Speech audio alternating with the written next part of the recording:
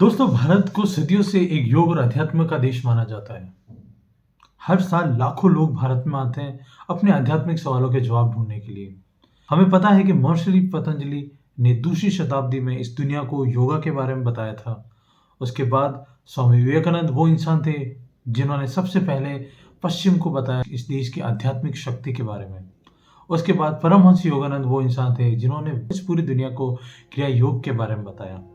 और आज हम उन्हीं की जीवनी एक योगी की आत्मकथा के बारे में बात करने वाले हैं। परमहंस योगानंद का जन्म 5 जनवरी 1893 को गोरखपुर में हुआ था। बचपन से ही उन्हें भक्ति, संस्कार ये सारी चीजें अपने परिवार में ही देखने को मिली थी। एक बार उनका परिचय लहरी महाशय से हुआ था और उनसे बहुत प्रभावित हुए थे और उसी समय उन्होंने निश्चय कर लिया था कि वो एक सन्यासी का जीवन जिएंगे। कुछ समय के बाद जब वो किशोरावस्था में पहुंचे तो श्री युक्तेश्वर जी से उन्होंने प्रार्थना करी कि वो उन्हें अपना शिष्य बना ले। युक्तेश्वर जी ने उन्हें अपना शिष्य बनाया और उनके सानिध्य में परमहंस योगानंद ने क्रिया योग, अध्यात्म, मेडिटेशन ये सारी चीज़ें सीखी। अपने पूरे जीवन में वो बहुत सारे बड़े बड़े योगियों, ऋषियों और क्रिया योग करने वाले साधुओं से मिले जिन्होंने उन्हें बहुत प्रभावित करा।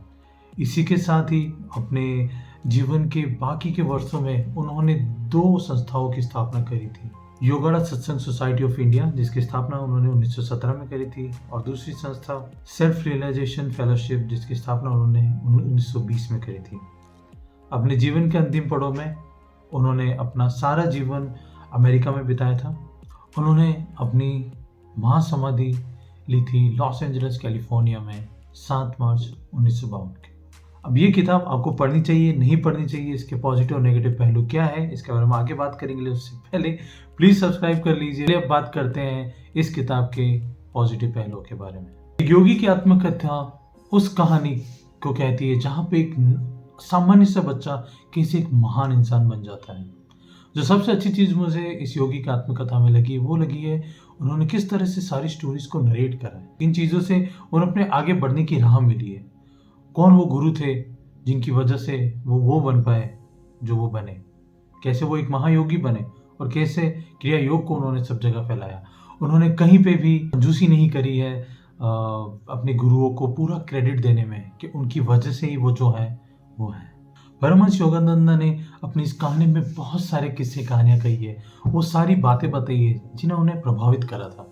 उन्होंने अपने जीवन में उन इंडिविजुअल लोगों जो उनके जीवन में आए जिन्होंने प्रभावित करा उनके साथ भी जो घटनाएं घटी, उनकी पर्सनैलिटी कैसी थी, वो किस तरह के इंसान थे, उनका किस तरह का प्रभाव था, उन सब के बारे में बहुत विस्तार से बात करी है। उन्होंने डेटेड रेफरेंस भी दिए हैं ये बताने के लिए कि वो जो कह रहे हैं वो बिल्कुल ही सत्य है। उन्होंने ये भी बताया कि जब वो उन महान ऋषियों से मिल रहे थे तो उनके मन के अंदर क्या भाव चल रहे थे, क्यों उन्हें भरोसा नहीं हो रहा था कि वो जिस योगी से मिलने जा रहे कि वो सच में ऐसा है, कहीं ये कोई ढोंग तो नहीं है। लेकिन उनसे मिलने के बाद उन्होंने किस तरह से उस शक्ति को जाना, उस क्रिया योग की शक्ति को जाना और कैसे उसने उनके जीवन बदल दिया, ये सब वो अपनी कहानी में बताते हैं। जब हम किताब पढ़ेंगे तो हो सकता है कि हमें परमहंस योगानंद की बातों पे थोड़ा सा भरोसा कम हो, लेकिन उन्हें कहीं पे भी किसी भी तरह का डाउट नहीं था। उन्होंने जो भी कहानियाँ कही पूरे विश्वास के साथ कही है, डेटेड रेफरेंस दिए हैं और एक पूरा बैकग्राउंड उस कहानी के बारे में बताया है। उन्होंने इस पूरी किताब में बात करी है मैनिफेस्टेशन की जो उन्हें क्रिया योगा के द्वारा प्राप्त हुआ। इसके साथ साथ वो साइंस में भी बिलीव करने वाले थे और वो जो फील करते थे जो क्रिया योग था उसको उन्होंने साइंस के साथ भी कनेक्ट करने की कोशिश करी है। उसके साथ साइंटिफिक उन्होंने रेफरेंसेस दिए हैं, इससे ये पता चले कि जो वो कह रहे हैं उनके पीछे साइंस है। उन्होंने बहुत सारे चीज़ों के ट्रू मीनिंग्स भी शेयर करे थे जैसे है तंत्र, मंत्र, क्रिया योग, योग, प्राणायाम। उन्होंने बहुत सारी चीज़ें ऐसी बताई है जो उन्हें बाइबल में और भारतीय पुराणों में एक जैसी लगी है। उनके साथ बहुत सारा उन्होंने कनेक्शन जो था उसको स्थापित करने की कोशिश करी है। उन्होंने बाइबल के बारे में बहुत विस्तार से बात करी है और जीसस क्राइस्ट के बारे में बहुत विस्तार से बात करी है और ये भी बताया कैसे जीसस क्राइस्ट ने उनके जीवन को प्रभावित करा था, उनकी शिक्षाओं ने उनके प्रभावित करा था। जगह जगह आपको देखने को मिलेंगे कि बाइबल के साइटेशन दिए हुए हैं उस किताब के अंदर जब वो किसी पर्टिकुलर टीचिंग की बात करते हैं। अगर अब मैं कुछ नेगेटिव पहलू की बात करूं, उन्होंने जो मैनिफेस्टेशन की शक्ति बताई है हो सकता है आपको पूरा उस पर भरोसा ना हो। इसके अलावा उन्होंने मैं कहना चाहूँगा कि भारतीय जो पुराण है, जो भारतीय शिक्षा है, उनसे भी ज़्यादा उन्होंने बाइबल के रेफ़रेंस दिए हैं। बुक पढ़ते हुए ऐसा लगता है कि वो जीसस क्राइस्ट और बाइबल से बहुत ही ज़्यादा प्रभावित थे।